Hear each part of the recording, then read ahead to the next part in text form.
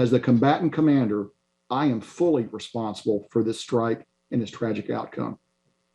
While I've begun with the most important findings of our investigation, I do want to provide the background leading up to the strike and include an explanation as to why we felt reasonably certain that this was a legitimate strike on an imminent ISIS-K threat, with no indication that the strike would result in civilian casualties, as we asserted in our initial statements.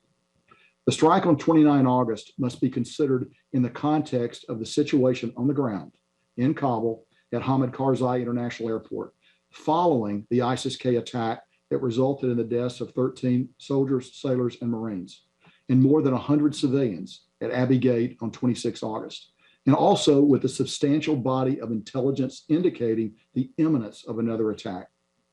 In the 48 hours prior to the strike, sensitive intelligence indicated that the compound at point number 1 on the map, and let's bring the map up now, please.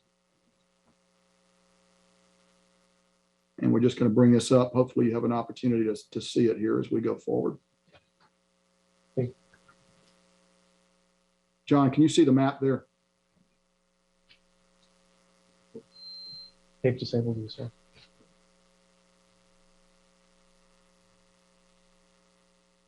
Hey, John, can you hear me now? And the press have hard copies. Okay, Roger. Then I'm going to continue based on that. Then, John, in the 48 hours prior to the strike, sensitive intelligence indicated that the compound at point number 1 on the map was being used by ISIS-K planners, used to facilitate future attacks.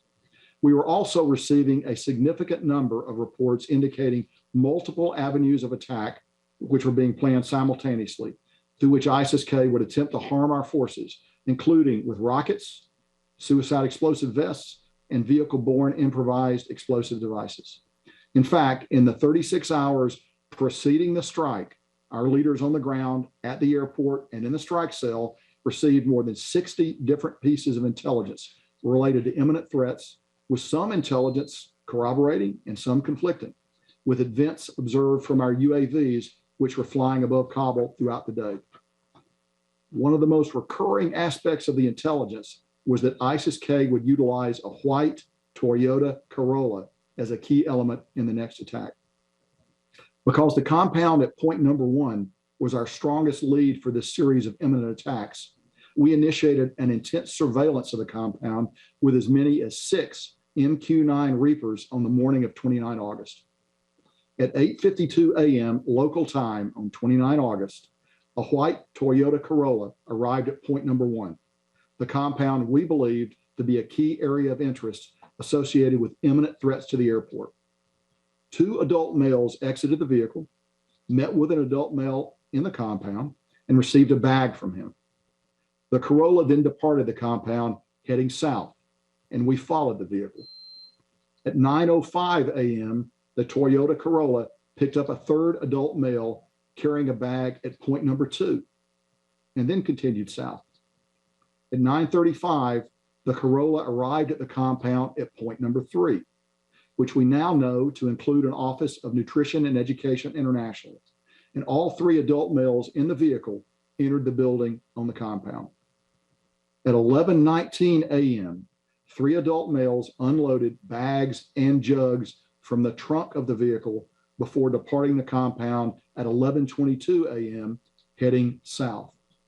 At approximately this time, U.S. forces were notified of a sensitive intelligence collection indicating that an ISIS-K cell leader in Kabul was dropping off supplies. At 12:11 p.m., the Corolla arrived at point number 4, and at least 2 adult male occupants exited the vehicle in front of an office building before returning to their vehicle and departing at 1:27 p.m., heading west and then south. At 2:00 p.m., the Corolla returned to the compound at point number 3. Subsequently, multiple adult males were observed loading the trunk of the vehicle, with items assessed at the time to be explosives, before departing at 3:47 p.m. with 4 adult males heading north.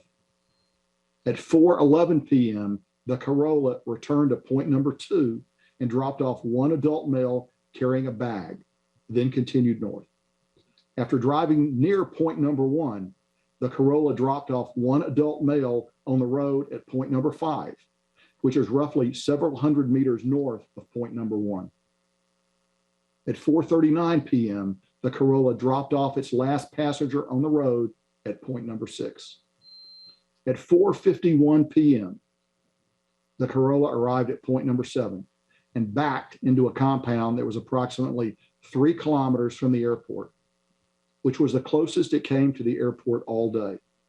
We were very concerned that the vehicle could move quickly and be at the airport boundary in a matter of moments. By this time, we had observed the vehicle for about 8 hours. While in the compound, the vehicle was observed being approached by a single adult male assessed at the time to be a co-conspirator. The strike was executed at this time because the vehicle was stationary and to reduce the potential for civilian casualties. The single Hellfire missile was fused to detonate inside the vehicle to further minimize the chance for civilian casualties. It struck the vehicle at 4:53 p.m., which produced an explosive event and follow-on flames significantly larger than a Hellfire missile would have been expected to produce. It is my assessment that leaders on the ground and the strike cell had achieved a reasonable certainty at the time of the strike to designate the vehicle as an imminent threat to U.S. forces at the airport, and that they made this self-defense strike in accordance with established rules of engagement. That assessment is based upon interviews with leaders on the ground and members of the strike cell, on a review of the intelligence available to the team at the time of the strike, and on the team's interpretation of how this vehicle and its occupants' actions were confirming the intelligence that they were seeing. It is further my assessment that the strike team were convinced at the time of the strike that the area was clear of civilians and that they had taken prudent steps in regards to weaponeering the strike to minimize the potential for civilian casualties. Finally, it is my assessment that they did believe, as reported, that there was a secondary explosion.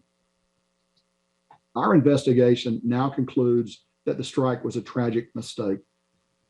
First, I will stress this was not a rushed strike.